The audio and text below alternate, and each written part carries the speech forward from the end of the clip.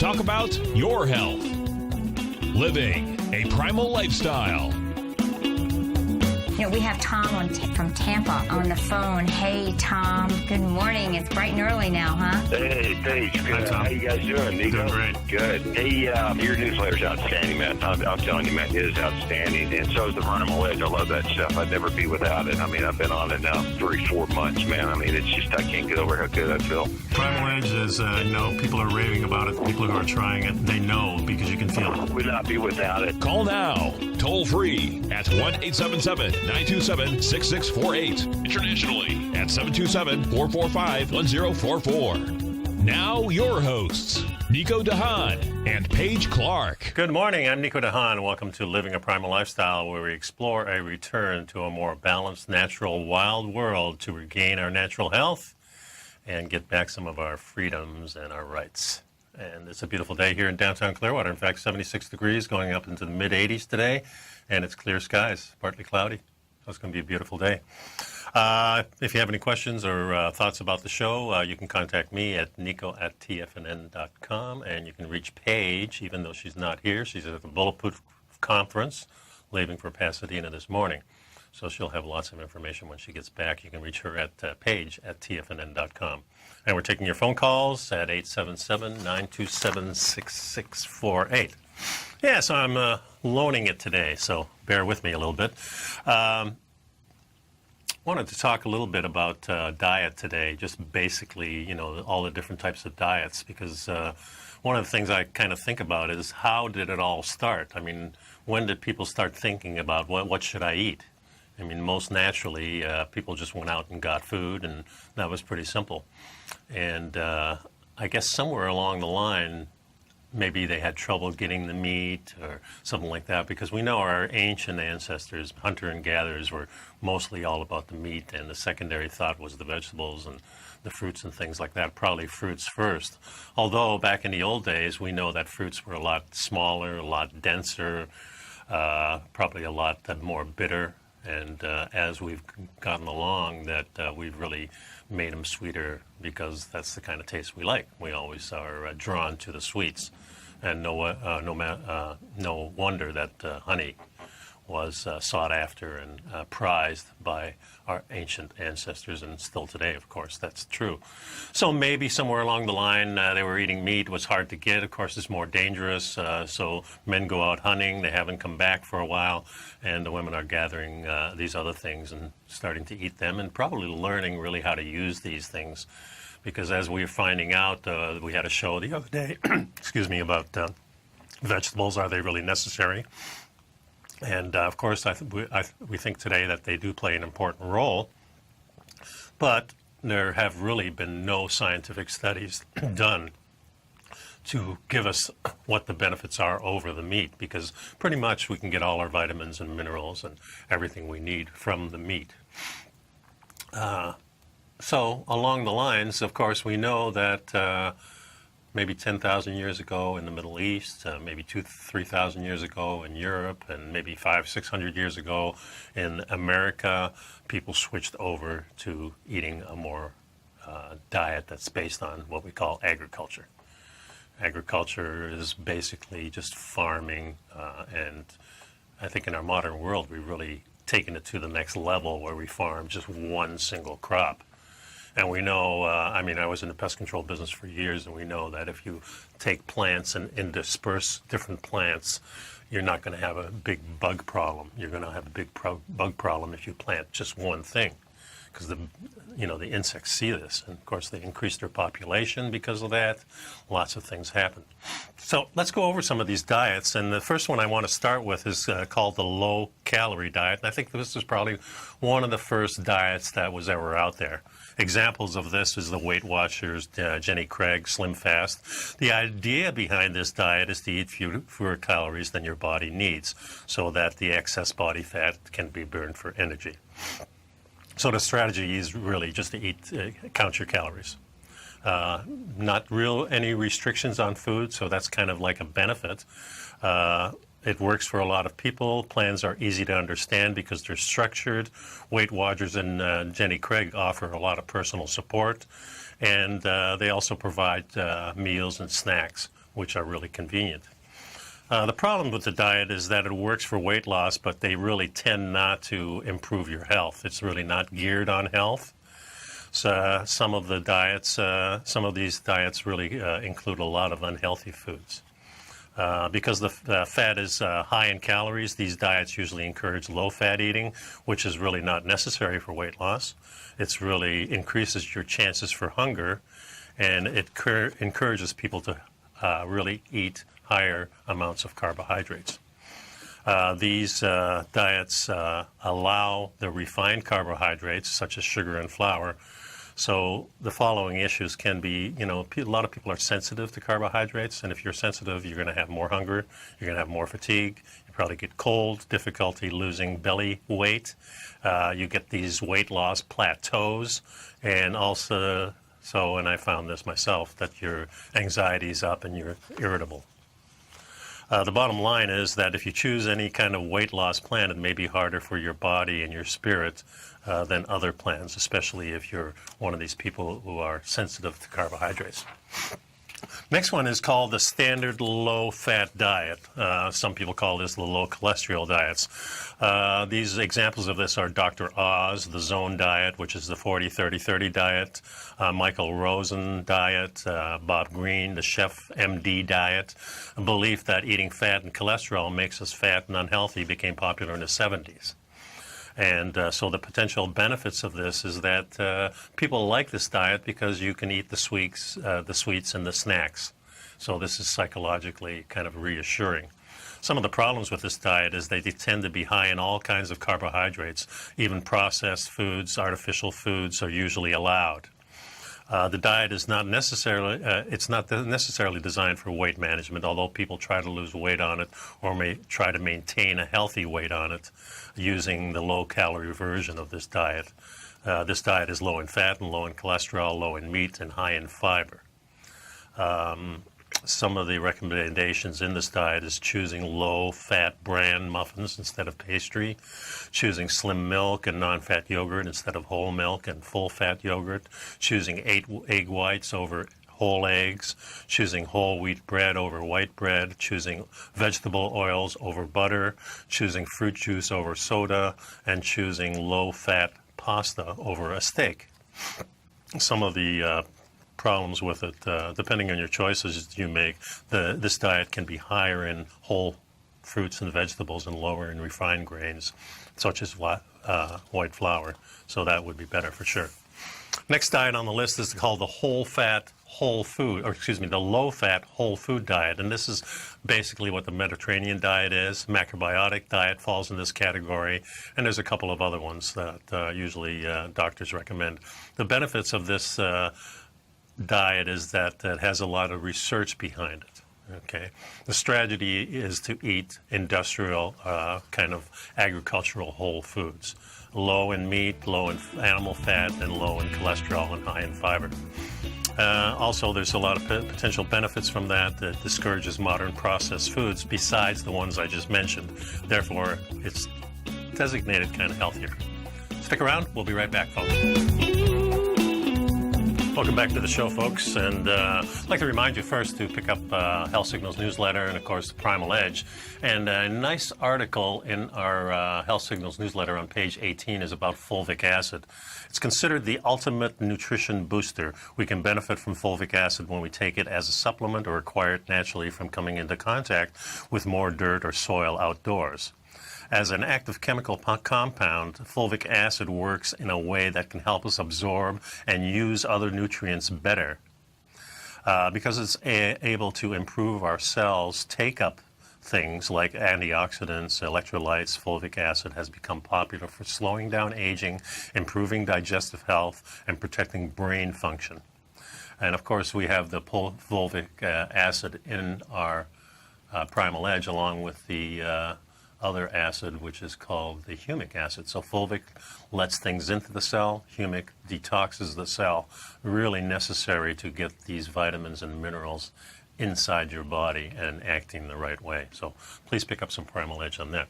So we're talking about diets. We're talking about all the different types of diets that there are out there. I mean, I'm sure there's more than the 9 or 10 that I'm mentioning here, but it's kind of mind-blowing that we're one of the few species on Earth. Like if you take a dog or a cat, you put them in the wild right away, they go out sniffing, looking for food, and scouting their territory out. And if they find something that they know is their natural food, they're going to eat it.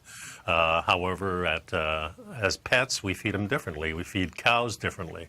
All animals that we take under our care and corral, so to speak, are not eating their natural diet too. And hence, we find dogs and cats have the same types of diseases that we do as human beings. And most of these diseases also started when we began changing the types of foods that we used to have as we were wild hunter and gatherers. So it's definitely changed. So we were on the low-fat, whole food diet, and this is basically post-agricultural foods. So foods from agriculture.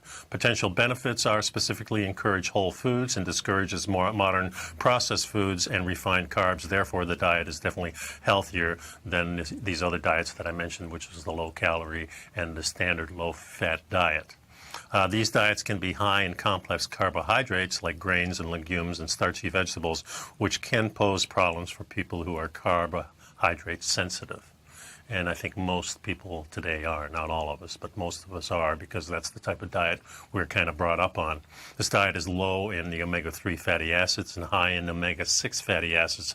Therefore, supplementation is required. So one of the things that you can kind of put in your mind is that when they say nutritionally that it's not quite up to par with other things, then you have to supplement something. Not that I think supplementation is bad in itself, but you just have to think that we want our diet to supply as much as we can. So the few studies comparing low-fat versions of this diet, which is 10 to 15% fat, to higher fat diets, like 30% and above, do not show any differences in effectiveness. So the potential for health benefits seem unrelated to the fat content. Kind of interesting. Next is the vegetarian diets, and there's two versions of this, the regular vegetarian diet and the lacto-ovo vegetarian diet.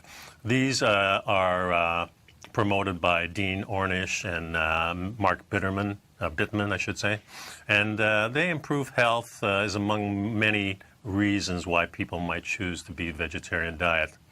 The strategy is, of course, to go meatless. All foods are allowed except meats, and sometimes dairy and eggs are allowed in this.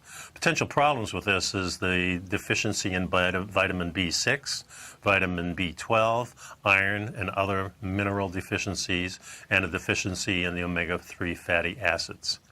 Lacto-vegetarians do not eat animals, but they do eat they use or eat animal products such as dairy products and eggs and things like that.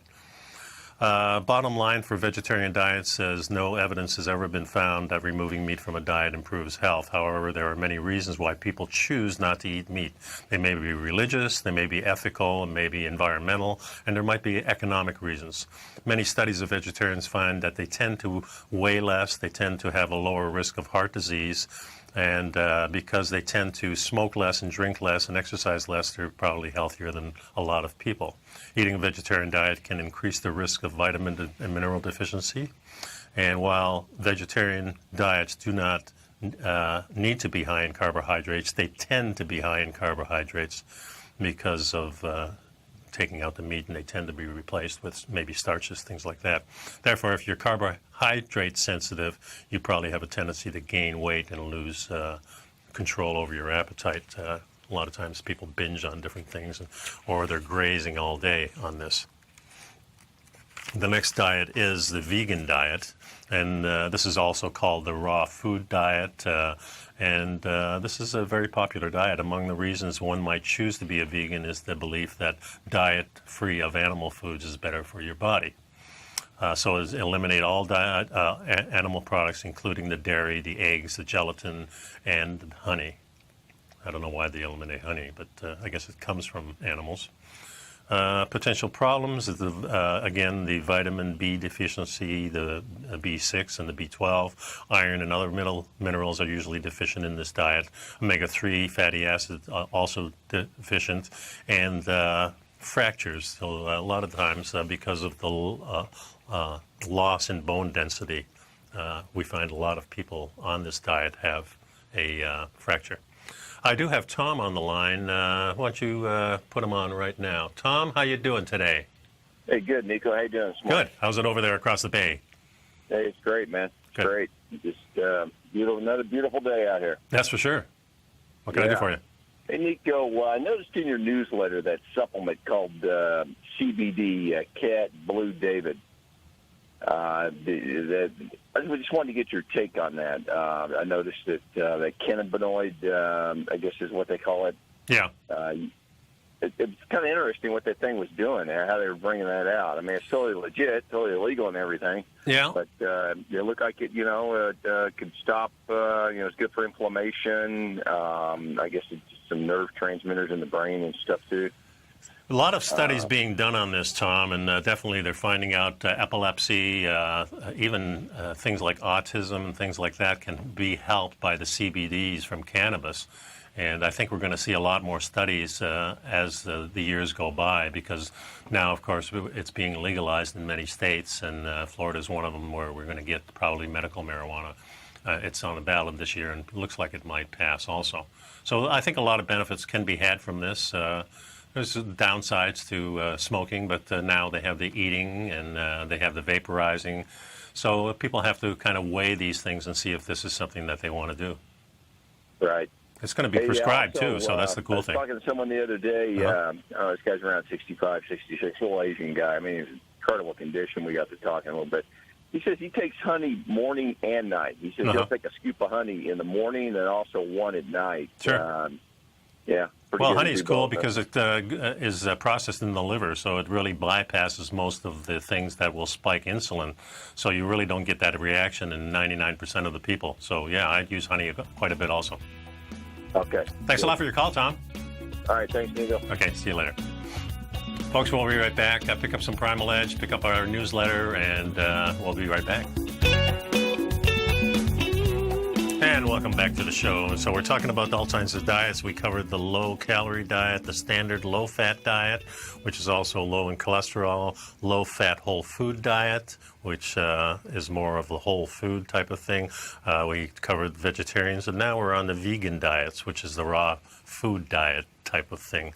And we mentioned that the potential problems were the vitamin deficiency. And many vegans tend to weigh less, have lower cholesterol levels than others, and it's unclear that if these trends are due to the lack of the animal foods or if it's due to other lifestyle factors such as the lower fat intake, the lower caloric intake, lower protein intake, or lower in processed foods. Vegans are at significant higher risk for a variety of vitamin deficiencies, and most studies do not properly control these variables. So a lot of times we find that the vegans and vegetarians not only avoid the animal foods, but they also tend to drink less alcohol. They tend to eat fewer calories. They tend to eat less fat, eat more fiber, and weigh less than most of people who eat meat. So that's why the studies are hard, because usually they don't take these variables into considerations. So therefore, while vegans appear to be healthier in some respect than omnivores, it may or may not be due to their avoidance of animal foods. Next diet, and remember, all these diets were pretty much brought into the mainstream because of products that are attached to it. If you go to the low-calorie diet, you're talking about Jenny Craig and Slim Fast. We're talking about the low-fat diet. This was macrobiotic, a Mediterranean-type diet. So a lot of books were written on this. A lot of people were selling different products for this. Of course, vegetarian diets, Dr. Ornish, and the raw vegan diet. brought about by several different doctors, and a lot of people are drawn to these by the specific foods that are in these groups. Next is the low glycemic index diets. These are like the South Beach diet. Nutrisystem uses this, and Sugar Busters. The glycemic index was developed in the 1980s as a way to distinguish good carbs from the bad carbs by measuring how fast they enter the bloodstream. All carbohydrates eaten on this diet should be in the low glycemic index range. All other kind of foods are allowed, but the limitation is there. Glycemic index is complicated and it's hard to learn, so it's a problem for some people. A low GI diet allows all kinds of food, including processed and artificial foods, and therefore may not be that much healthier than the standard American diet. Low glycemic index diets do allow unhealthy refined carbs as long as they are low in the glycemic index. Fortunately, this means that the diets are lower in refined carbohydrates than standard diets, so a lot of them will eat the whole grains and things like that. Glycemic index, of course, is by definition 50 grams of pure glucose, which is a simple sugar found in the bloodstream and has a glycemic index of 100. All foods are compared to that standard. Usually, if the food is at the index of 50, it raises your blood sugar 50%. So overall, a low glycemic index diet is significantly healthier, more comfortable, and more effective than the standard low-fat diet or the low-calorie diets for most people. Interesting. I remember this one for sure. Next is the low-carbohydrate diet, and that's relatively new. Atkins really promoted this right from the beginning. People who use protein powders usually are on this. The low-calorie, high-fat diet is included in this. The ketogenic diet is included in this, and the Rosdale diet. The strategy of this is to get very low carbohydrates, about 50 grams or less per day, depending if you're a male or female. And the foods that are forbidden in this are all sweet and starchy foods. Potential benefits: the most effective diet for weight loss. Excuse me. It often eliminates cravings and food obsessions. Your energy may improve, your moods may improve, reduces the risk of numerous chronic diseases, encourages fatty foods, which a lot of people enjoy. You may not need to count calories on this diet, and it's the best diet for people who are sensitive to carbohydrates. Some of the problems: initiation can be difficult because you have that withdrawal period, the carbohydrate blues, as some people call it. Some people think it's socially challenging because it's hard to eat out. I really don't find that so much. There can be side effects depending on the food choices. Cheating once you get back on a few days or more. It was interesting because I was talking to my wife last night, and she was mentioning that she had counseled somebody. They had asked her questions about diet, and Ellen told them the type of diet we were on. Why don't you try it for 10 days and see if you feel any better? A lot of aches and pains. Of course, she was overweight and things like that, and she came back after about a month. Ellen saw her again and said, "Oh, that diet was so good. I did it for 10 days, and I lost 7 or 8 pounds, and I felt so good." And Ellen says, "Well, you're still on it." No, I went back. Doesn't really make any sense, but those are some of the problems that we get into. We say we're going to do this for 10 days, and then boom, we're right back to where we started. And some of the things you mentioned, she says, "Boy, I didn't have any food cravings, I wasn't hungry, and I lost 7 pounds in those 10 days. So everything was really positive, but apparently not positive enough to put her over the hump and say, this is the way I'm going to eat." Of course, she had lots of stuff in her house that were back to her old self. So that's one of the reasons when I started this about 8 or 9 years ago that I threw everything out that wasn't on the diet. Much easier for me psychologically not to have these things in the house. And consequently, from that day on, we really didn't have that much of our old food in the house at all. And of course, we don't buy any now. It's been long known by scientists that a very low carbohydrate diet are effective not only as a weight loss strategy, but also as a way to treat or prevent diabetes, epilepsy, and other common chronic diseases caused by insulin resistance. Again, they're not saying doctors know this, they're saying researchers or scientists.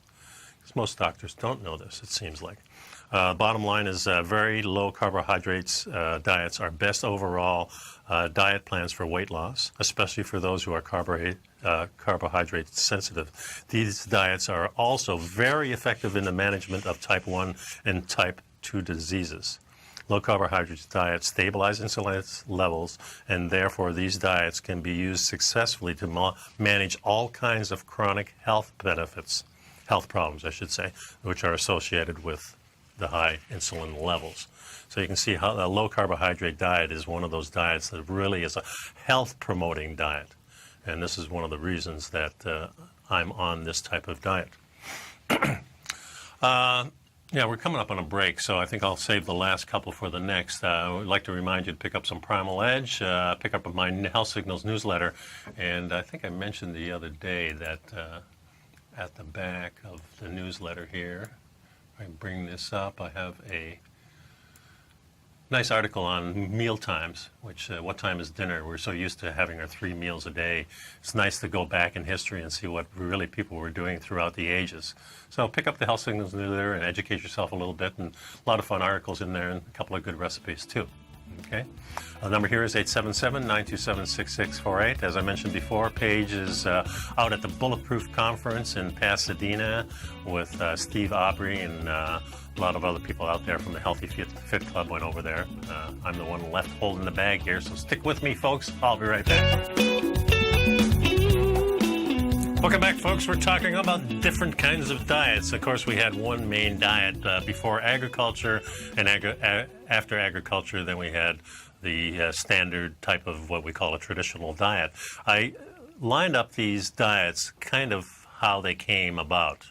So low-calorie diet came first, then we got the low-fat diet, then we got the low-fat whole food diet, the vegetarian diet, the vegan diet, low glycemic index diets, and the low carbohydrate diet. So the next diet in line is the traditional diet, and this was a diet promoted by Weston A. Price Foundation, or Deep Nutrition, which is Kate Shanahan's book called Deep Nutrition.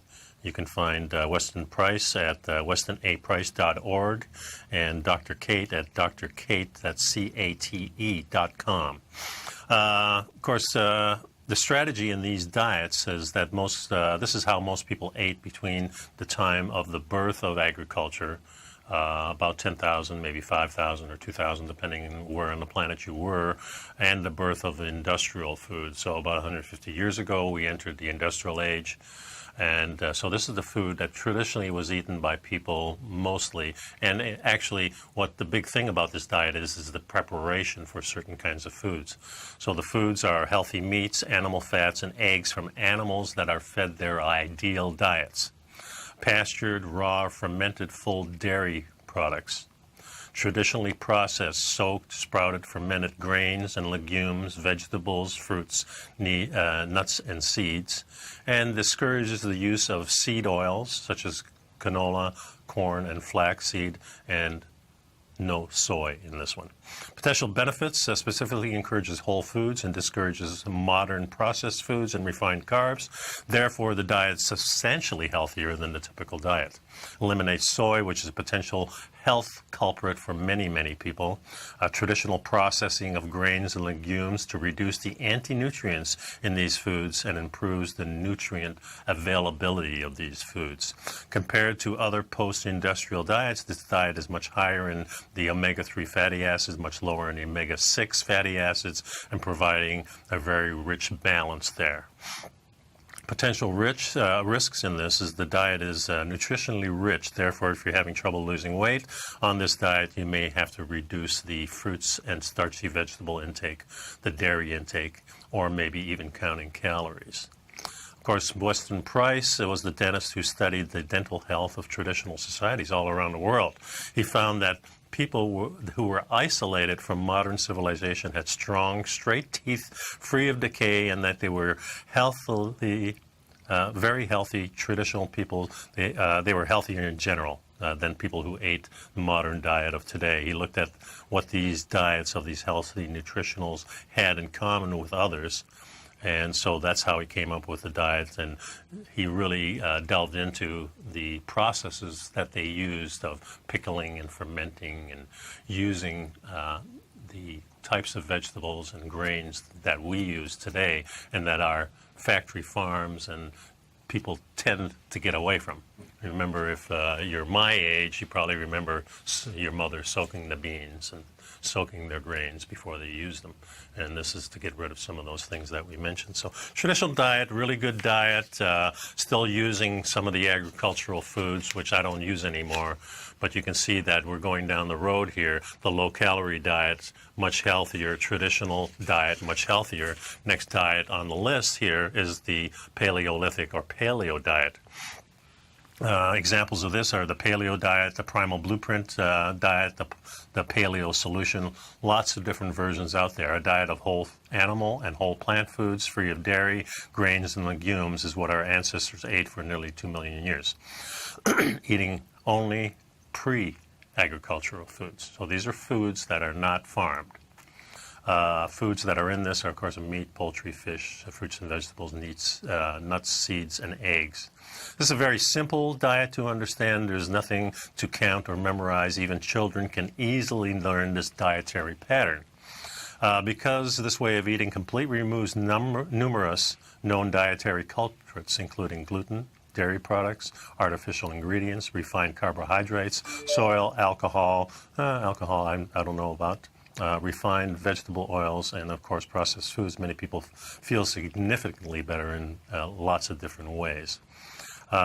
Because these diets eliminate vegetable oils and emphasize healthy animal fats, paleo diets have the healthiest balance of the omega-3, omega-6 reviewed. So of all the diets that we talked about, this is the one that balances everything better than anything else. This diet has a potential to reduce the risk for even reverse many of the diseases of Western civilization, since it essentially is an uncivilized diet. And I like the way they put that. This is a whole foods diet based on ancient foods that have been the staples of hunter and gatherer ancestors prior to the invention of farming between 5,000 and 10,000 years ago. Hunter-gatherer populations studied in recent decades have consistently been found to possess superior health compared to people who eat the standard American diet. So they do mention some particular problems here, and one of them is socially challenging. I don't find that, because if you go to a place eating out, you can really choose the best thing on the menu, which is usually the meats, and kind of eliminate most of the other things, the breads and things like that. And you can have alcohol or not. This mentions no alcohol, but I think our ancestors used alcohol and certainly seem to enjoy it. I know we do now. There's a controversy around whether the paleo diet should be low in saturated animal fats. And I find that not to be true. So maybe I'm more in between the low carbohydrate and traditional and the paleo diet. I find all these diets are getting more on the right track. And I think as you go through and study these things yourself, you'll find you're going to be in a variation of one of these three if you're really thinking about health and not thinking so much about losing weight or maybe the humane part where the vegans think that because you're not killing animals. So, you know, we as human beings really don't know what goes through the animal's body and mind when they're being killed. We certainly don't know, you know, how to humanely kill something. I mean, is that different than just slaughtering something? I think it probably is.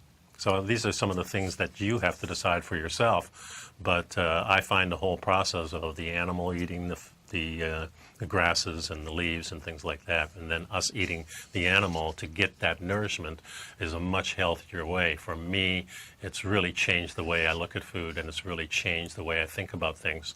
And so I think more along the lines of our ancient ancestors, especially the American Indian, that worshiped these animals because of the food. And that's the way I tend to look at it. So it's a kind of a liberating thing. I have one more diet left, and this is called the food sensitivity diet. And this is the removal of potential dietary culprits. Maybe gluten, and maybe casein, which is a dairy protein, maybe soy or soap products, it may be corn products, including corn syrup, peanuts, nuts, eggs, fish, shellfish. So these are all foods, and there are many others that potentially can cause many problems for different people. So if you're into that elimination type of diet, this is a kind of diet that is kind of the gluten-free, casein-free elimination diet. And we'll talk a little bit more about that when I get back. So stick with us. And welcome back to the show. So we're talking about diets and all these different kinds of diets, and we'll be discussing 8 or 9, 10 of these things, I think. And we're right now on food sensitivity diet, and this is, of course, to remove any food that might be a potential problem for you personally. They can be cause an impressive variety of physical problems. Just about any body issue can be brought about by irritating food. Some examples include migraines, rashes, stomach pain, sinus conditions, fatigue, digestive problems, ankle swelling, insomnia, itching, restless legs, bloating, sore throat, muscle aches, reflux, asthma, ADHD, and dark circles under the eyes. These are essentially diet experiments that people do on themselves to try to figure out what's going wrong here. These diets can be frustrating. They take patience. You know, some things crop up right away. Sometimes the symptoms you can see immediately. Sometimes they take a few hours. Sometimes they may take weeks. And this is what we often said about the grains. You know, when we're eating these small seeds that are packed with things in it to discourage it being eaten, because a seed is the lifeblood of the plant. It wants the fruit to be eaten, but not the seed itself. The seed, normally, if you just eating the fruit and you swallow the seeds, they'll come out the back end and you got fertilizer, everything in one place. So it works out really well. But if you start grinding them up, then you've got all these things in there. And that's one of the reasons I believe that the Chinese and the Japanese people use white rice for many, many thousands of years, because they understood that the bad parts were in the outer parts. And so if you're eating the brown rice, it may not be as healthy as the white rice, although I contend that both of them are not healthy at all. So this gives you an idea of a track to run on and where to go. I suggest that the food-sensitive diets, the traditional diets, the paleo diets, and the low carbohydrate diets are somewhere where you want to end up, because I think the research is showing now that these tend to be a lot healthier. To go full bore, then you go really back to our ancient ancestors. And once you go back there, if you do that for a few months, then you can kind of tweak and enter new foods into the realm to really see what happens to your body. And I think you'll come to the conclusion sooner or later that you're on the right diet by how you feel the next day. Keeping a journal is very good for that too.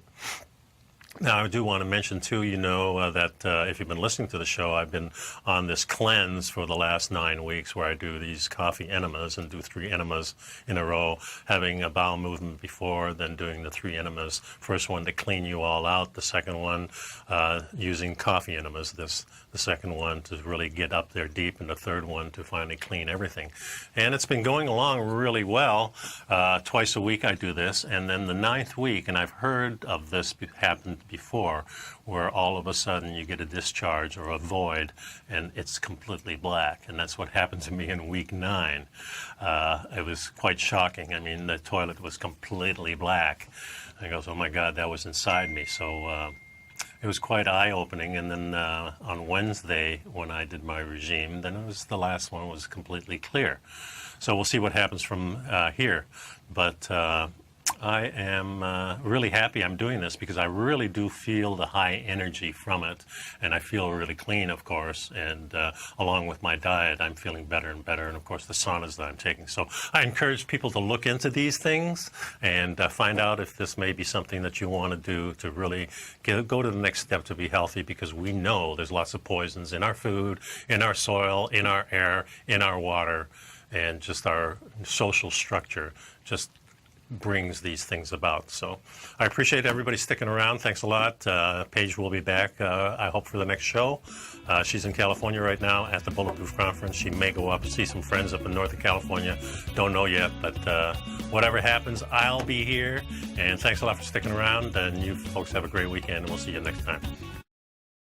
You're watching Tiger TV.